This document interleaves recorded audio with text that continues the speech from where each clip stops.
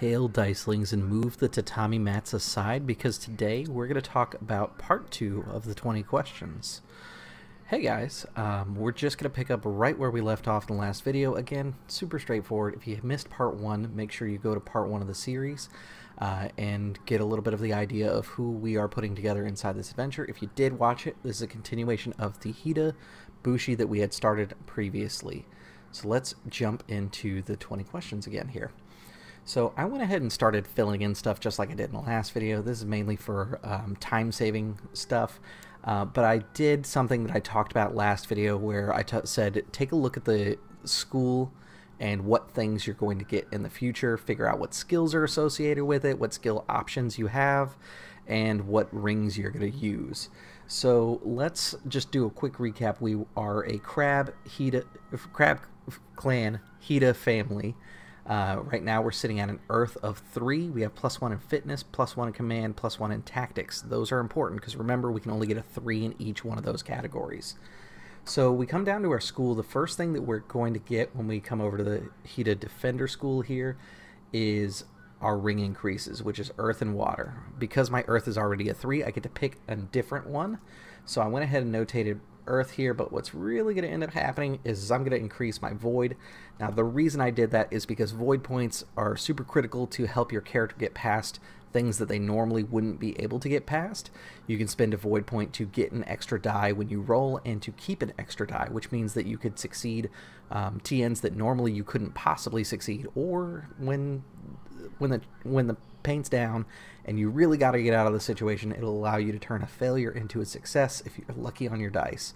I've seen somebody who used a Void point on a 0 roll basically get one that exploded, and then it kept exploding until they had 4 successes. So talk about a turnaround that you can do with Void. The second ring that was increased was Water, again directly from the school. And then this is where I stopped for a minute and I looked at what you actually get for techniques for the school. So I went ahead and notated that they get katas, rituals, and shuji. Rituals are kind of cool. I'll talk about them more in their own video. I'm probably going to talk about each technique a little bit inside of each video, but I'm going to probably take a little extra time on incantations and the rituals because they have different effects. Rituals, think of them stuff as like tea ceremonies, things that are not quite magical but do have some sort of mysticness behind them, whereas incantations are spells. And that's really kind of the dividing factor between them. Rituals are also pretty limited.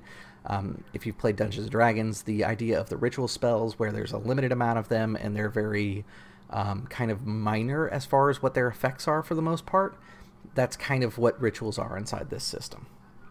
Shuji are our techniques that are used for social scenes. They are abilities that grant us abilities or different like talking related powers.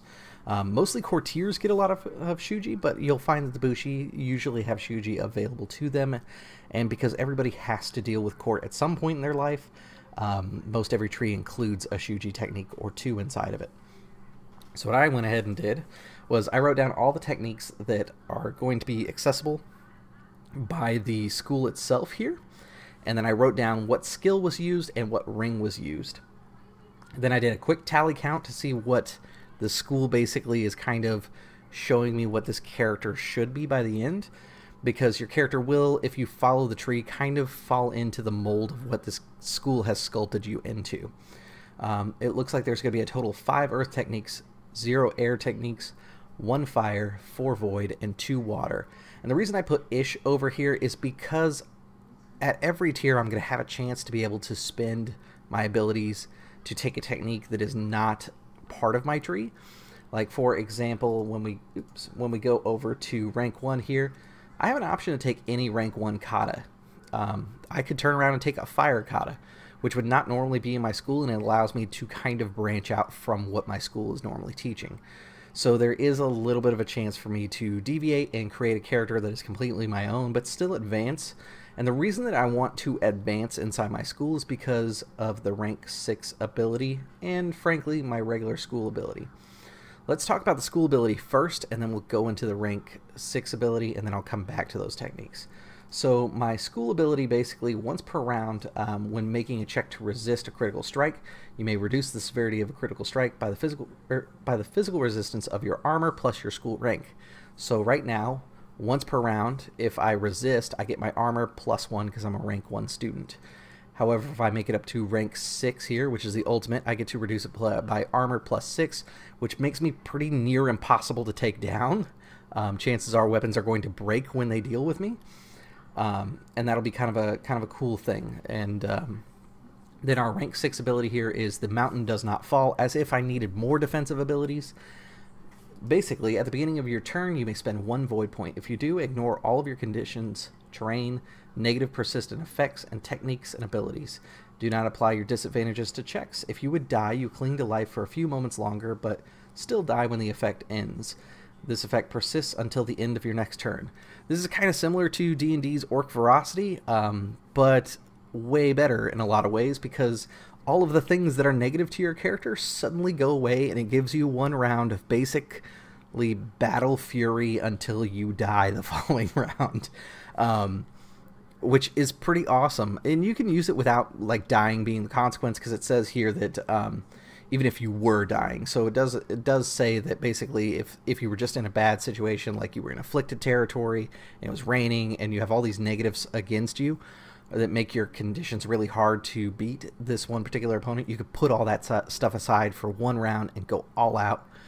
So it's kind of like a limit break, if you would, from like Final Fantasy. So that's actually kind of a cool thing that we can do with this character at some point when we get to like the epic level games. For right now, the main thing is going to be this Way of the Crab school ability.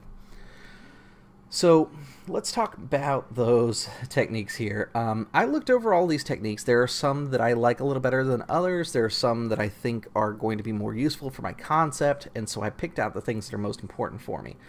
Earth is obviously going to be important, and then water I get from the schools. So right now I'm sitting at 3 earth, 2 water, and 2 void because of all my choices here. That means my air and my fire are at 1, and I'll have a chance to upgrade one of the abilities around the circle once to show how my character differentiates from the other students at the school. This would be kind of like your personal free choice, basically. That one, I've already decided where it's going to go. We'll touch on that in a minute. But the good thing to note here is the more balanced your character is, the more prepared they are for a multitude of situations. However, you can specialize your character. And let's say instead I have 2 earth, or I have 3 earth now, I have 2 void and 2 water. I could go all in and say I want 3 water, 3 earth, 2 void, and then 1 in the other ones. It's going to make me less effective at the other 2, but I'm going to be super effective at the 2 that are at 3, and I'm pretty good at void. Or you could go all in on void, which would be helpful when you go to use those void points like we talked about earlier, because you'd have 3 of them to spend instead of 2 of them to spend like I currently do. The other thing I did is I mapped out what skills were used. Martial arts gets used a lot. It's a Bushi that's kind of standard for it. But the other one that I do want to point out here is fitness. Fitness only comes up in Lord Hita's grip here. Let me just double check that. Yeah, Lord Hita's grip is the only time that it comes up inside my techniques. However, fitness is a super handy skill for any character that's being built to consider, because fitness is what allows you to resist critical hits. It will keep your character alive a little longer.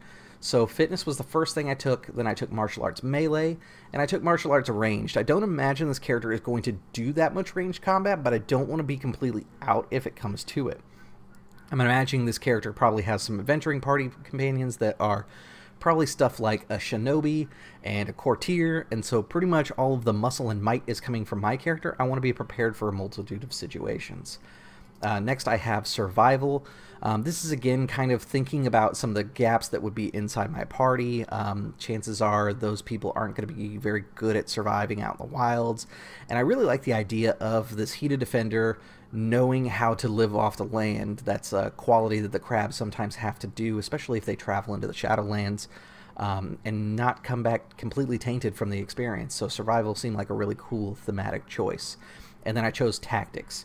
Now if you notice here, I've got a lot of skills, and I didn't mention some of these skills like courtesy, command, and performance. They're all on the list, but I don't have them. That's because when I look at my school, my options are pretty limited as far as what I can go with. I get to choose 5, which is great because I have a lot of options, but the 5 out of this small list. So I get fitness, martial arts melee, martial arts ranged, martial arts unarmed, meditation, survival, tactics.